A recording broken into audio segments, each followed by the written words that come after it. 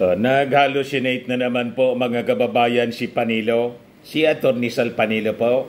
Kasi sabi dito sa balita, noong 2022 daw, kung dumiretso sa pagtakbo bilang presidente si Bongo, malamang talo po daw si President Bongbong Marcos.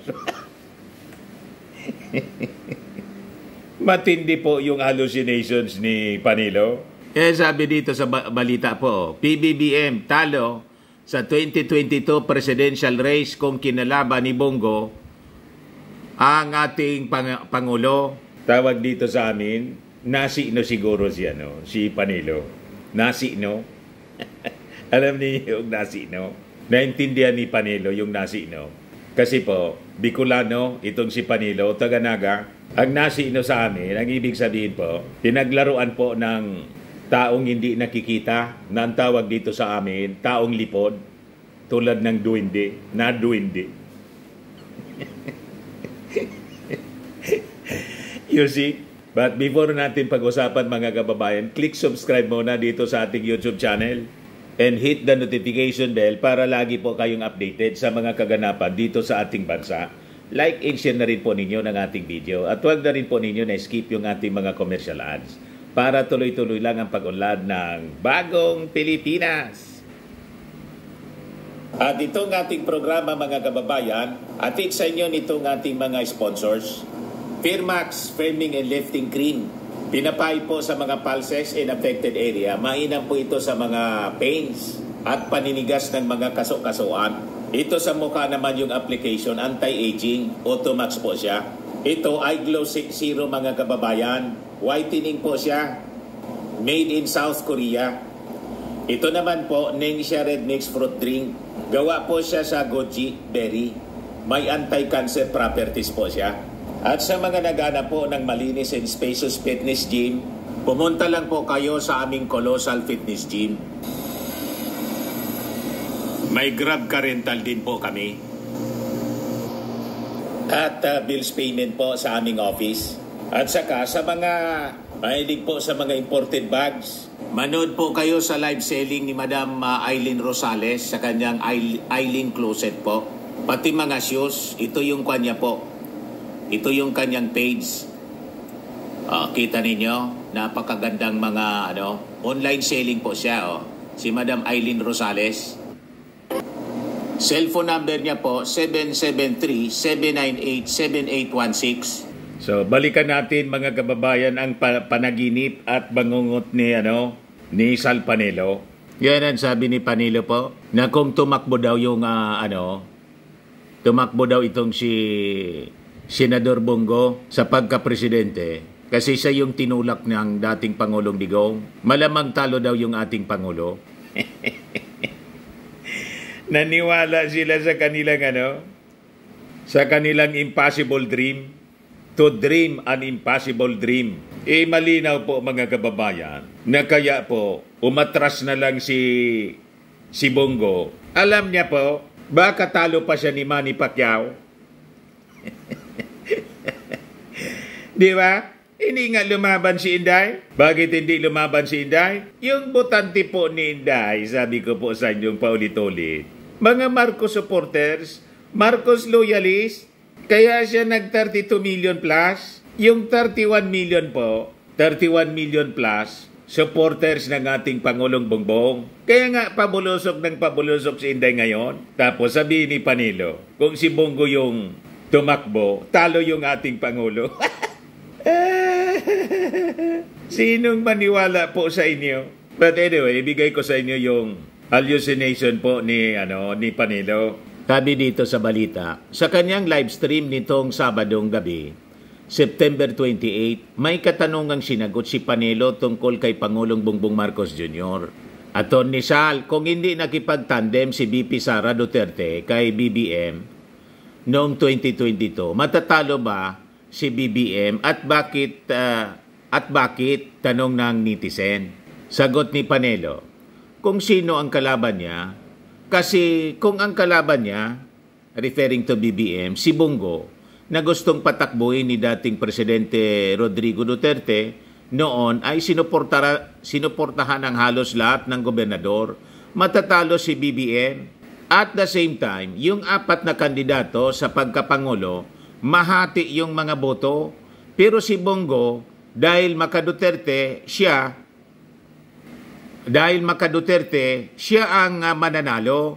Pero wala hindi siya tumakbo. Hindi nga po tumakbo. Alam niyang talo. Kahit po, ang nakaupong Pangulo, si Digong, yung anak nga niya, hindi naniwala na mananalo si Inday. Kaya umatras, run, di ba? Kasi nakita po, nang mag-ikot si Inday, mga kababayan, nandyan yung support sa kanya. Nang wala pang declaration, yung ating Pangulong Bongbong Marcos natatakbo, nag-roadshow siya, di ba? Run nga. Pero nang mag-announce na si BBM, natatakbo, ayon, yung run naging run away. Bakit pa? Napansin po nila na sa mga roadshow po, mas dinodumog yung ating Pangulong Bongbong Marcos, si BBM, sa pag-iikot sa buong Pilipinas. Kahit nga dito po sa amin, kahit saan pumunta si BBM, rockstar. Pag si Inday po, nag-iisa lang na umiikot, kukunti lang po ang pumupunta. Makikita po ninyo sa crowd, yung green po, mang-isa-isa lang po, mabibilang lang po yung crowd na naka-green. Ang karamihan po red. Yan po. Tingnan ninyo ang green. Napakakunti ng green. Kita ninyo? 3 lang ang naka-green. Si Inday. At saka itong dalawang nandito sa likod. Lahat naka-red. Nakita ninyo? Kung anong kulay ang nangingibabaw po? Malabo po yung mga statement ni Sal Panelo. Kaya nga nang kumandidato si Sal Panelo, napakalayo po. Talo, nasa dulo na. You see? Kahit sa crowd po, laging nangingibabaw yung red. Si Bongo pa, manalo. Si Inday nga hindi manalo. Kung tumakbo siyang Pangulo, hindi po confident si Inday na mananalo. Lalo pa si Bongo, kaya nga siya umatras. Sinusulsulan lang po si Bongo ng dating Pangulong Digong kasi gusto nila makontrol yung Pilipinas. Alam na ninyo kung bakit gusto nilang makontrol yung Pilipinas. Kasi yung sponsor nila may interest po sa Pilipinas. Itong mga na-discover po sa investigation ng Quadcom. Pati yung Palasyo Malacanang, mga kababayan, pinasok na ng Chinese spy. si Jiang, you see, wag kami Panelo. Matatalo daw si PBBM. At the same time, yung apat na kandidato, sabi ni Panelo, sa pagkapangulo, mahati yung mga boto. Pero si Bongo, dahil maka-Duterte siya, siya yung mananalo. Pero wala hindi siya tumakbo, sabi ni Panelo. Ngayon, kung wala si Bongo, si Bongbong lamang at wala si Inday Sara, matatalo. Hindi sa matatalo, kundi mahirapan manalo kasi 4 ang kalaban niya. Kahit sino sa kanila pwedeng manalo. Kasi yung 4 na yon, anti-Duterte Ngayon, kung sa pagtakbo niya ay pinuri niya si Rodrigo Duterte, ma-identify siya na maka-Duterte. Mananalo siya over the 4. Gayon man, hindi nabanggit ni Panelo kung sino yung 4 na presidential candidate na tinutukoy niyang naging kalaban ni Marcos noong 2022 at umano'y anti-Duterte. Kaugnay nito, balak umano ni Panelo na patakbuhin si Senador Robin Padilla bilang Pangulo sa 2028 sakaling hindi tumakbo si BP Sara. Malabo po yung mga pangarap mo, kabayang Attorney Panelo. Mas malabo pa sa sabaw ng pusit. Si Inday talaga po, mahihirapan na tumakbo sa pagka-presidente. With all the controversies, baka nga ma-impeach pa siya Mas maganda nga kay Inday, mag-resign na lang. Kasi pag na-impeach siya, disqualified na siya na magkandidato kahit punong barangay. Di ba? Kaya lang matigas ang ulo niya. Imbes na tumulong sa ating gobyerno, naging problema pa ng ating mga mamamayan. O yan tuloy, iniimbestigahan na siya ng House Committee on Good Government and Public Accountability. At malamang sa malamang, pag hindi siya na-impeach, makasuhan siya ng plunder. Tama, Panelo? O ngayon, yung sinabi po ni Inday na kaya siya humiwalay mga kababayan kasi hindi natupad daw yung mga pinag-usapan nila ng ating Pangulong Bongbong Marcos. Kasama dito yung mga big ticket projects na hindi daw itinuloy. Yung nasimula ng kanyang tatay, hindi itinuloy yung sa Visayas in Mindanao. Hindi man po totoo, mga kababayan. And in fact, noong isang linggo, binuksan na po yung isang napakalaking project na nasimulan during the time ng kanyang tatay. Yung Panggil yata ang basa nito. Panggil or Pangil? Masama kung Pangil. Di ba? Panggil Bridge. Panggil Bay Bridge. O ito po, 7 minuto na lang mula sa dating higit 2 oras ang biyahe sa pagitan ng Lanao del Norte at Misamis Occidental. Kasi natapos na po ang 3.169 kilometer na Panggil Bay Bridge. Ayan po. It's a milestone for Mindanao. Ayan binuksan na po ng ating Pangulong Bongbong Marcos. Kaya hindi totoo po na yung mga big ticket projects na nasimulan, 2020 ito, mga kababayan, sinimulan, pinagpatuloy po ng ating Pangulong Bongbong. Kaya nga po, BBM, Build Better More. Ayan o diba? Napakaganda mga kababayan. Hindi po namomolitika yung ating Pangulong Bongbong Marcos, hindi tulad nung panahon ng kanyang tatay, na nang mapatalsik yung kanyang tatay, yung mga projects, big ticket projects ni Marcos Sr., hindi na pinagpatuloy po ni Cory Aquino, tulad ng nuclear power plant, Bataan Nuclear Power Plant. Walang ganong pag-ugali po yung ating Pangulong Bongbong. Saka nakakontrata na to, Exim Bank. Paano hindi ipagpatuloy? Siguro yung mga projects na iba na hindi pa, lalo't mga Chinese contractors po, na baka mga Chinese spies, hindi na po pinagpatuloy. Kaya siguro nagagalit si Inday Sara. Hindi man po pwede na ipagpatuloy yung mga masasamang agenda tulad ng war on drugs na may EJK. So hindi na yun pinagpatuloy. Pero may paglaban pa rin po sa droga. Pero bloodless po siya. Yung foreign policy naman po na nakakiling sa China, alangan man ipagpatuloy ng ating Pangulong Bongbong. Di ba? Pero yung mga projects tulad nito, pinagpatuloy po. Kaya hindi totoo yung sinabi ni Inday na yung mga big ticket projects sa Mindanao, Visayas, hindi na pinagpatuloy. Kaya umalis daw siya, umiwalay na siya. Ito po yung patunay. Yan binuksan na ng ating Pangulo. Ito po siya, tingnan ninyo po. I-play ko to.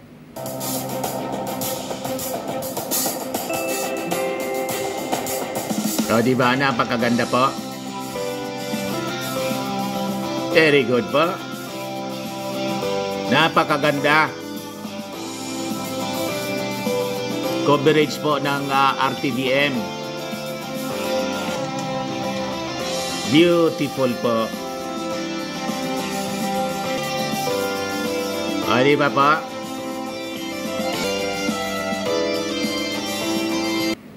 Yan po yung ating yung inauguration, ribbon cutting.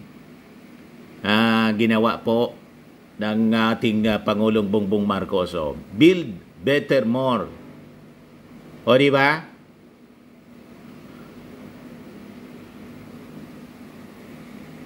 Pakinggan natin yung message ng ating Pangulo. We are here for the inauguration of the Panggil Bay Bridge project, a day that we have long looked forward to.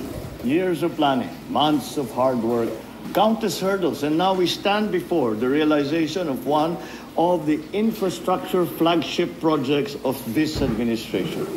Costing more than 8 billion pesos, this 3.2-kilometer project is now the longest water-spanning bridge in Mindanao.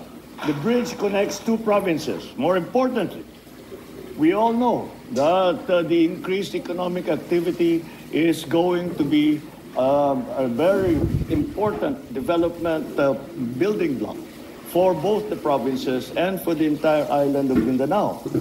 But more than just a physical bridge, we are connecting the dreams and aspirations of the people of Llano del Norte and of Misamis Occidental. For far too long, our brothers and sisters here have had to deal with over 2-hour commutes across the bay. Ang layo nang iikutin bago makarating dito sa dito sa kabila. It has always taken a very long time.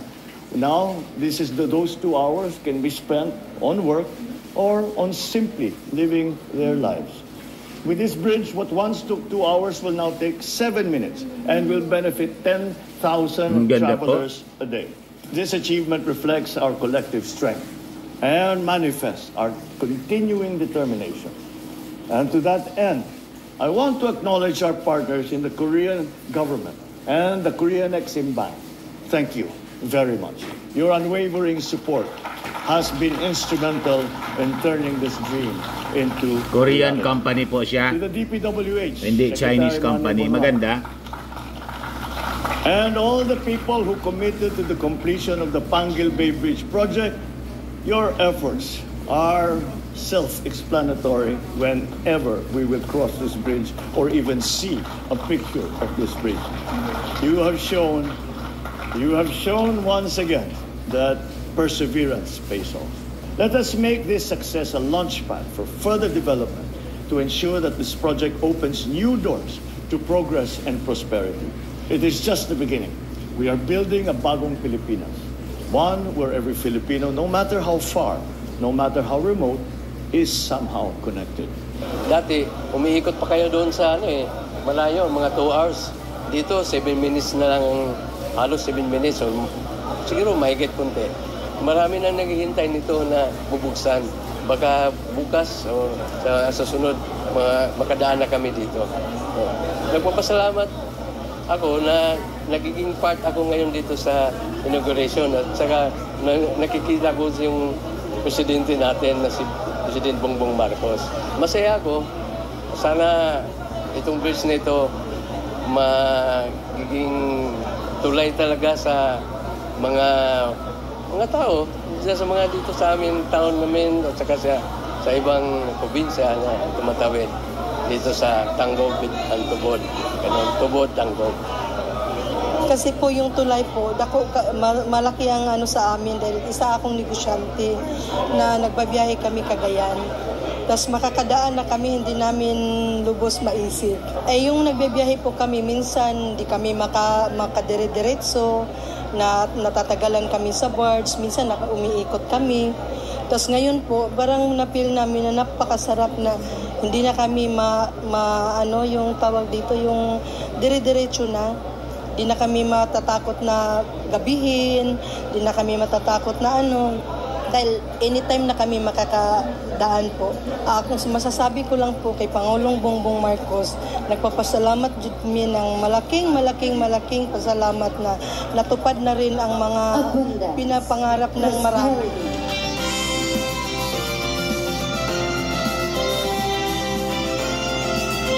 Diba? Sige lang trabaho ng ating Pangulong Bongbong. Pero si Inday nandun sa Kalinga, nagpapatato. At nagsayaw-sayaw kasama yung mga katutubo. Yan si Inday, proud na proud, nagpapatato. Ito si Inday, nagsasayaw-sayaw. Matapos magpatato, mga kababayan, nagsasayaw-sayaw siya. Relax na relax. Mga kababayan, hindi man magtrabaho po. Sayang pasweldo po. Tapos napakaraming bodyguards charged to the taxes of the government. Yun lang ang kanyang ginagawa. Sa mga naghanap ng malinis and spacious fitness gym, pumunta lang po kayo sa aming Colossal Fitness Gym. We also offer Grab Car Rental with our brand new 2023 model ng Toyota Innova. We also accept booking for those who are planning to travel via PAL, Cebu Pacific, and other airline companies, local and international, and bills payment for Meralco Bills, PLDT, Aleco Bills, etc. Ang Colossal Fitness Gym is located at 3rd floor Security Bank Building, Lanco Business Park, Legazpi City, Albay. For inquiries, look for Chilon Maravillas. Contact number 0966-802-0949. Yan yung aming Innova. Lagi na pong matao sa amin. Pati mga foreigners po, tingnan ninyo. Mga British tourists sila. Ang lalaki ng katawan na, mga kababayan, nag-gym sa amin. Ito naman po, international. Ito mga mga European sila. Ito naman yung bago naming product na binibenta online, iGlow Serum. Whitening po siya galing sa South Korea. Tingnan ninyo yung epekto sa aking anak na architect entrepreneur, Riz Maravillas. For inquiries, look for Riz Maravillas on FB. Ito naman po, Firmax Firming and Lifting Cream. Pinapahid po ito sa mga pulses and affected area. Mainam po ito sa mga pains at paninigas na mga kasukasuan. Ito po, Automax Radiant Serum. Sa mukha naman yung application. Anti-aging po siya. You will look 10 years younger than your age. Sa mga cancer patients naman po, baka lang gusto ninyo itong itry. Nengxia Red Mix Fruit Drink. Hindi man po siya gamot, food supplement siya. Kaya lang, gawa siya mga kababayan sa goji berry. Yung goji berry may anti-cancer properties. Yung mga inquiries ninyo, dumiritso na lang kayo sa aming messenger sa Facebook para masagot namin agad. Ayos po. Ako po si Dante Maravillas. Bye-bye. God bless.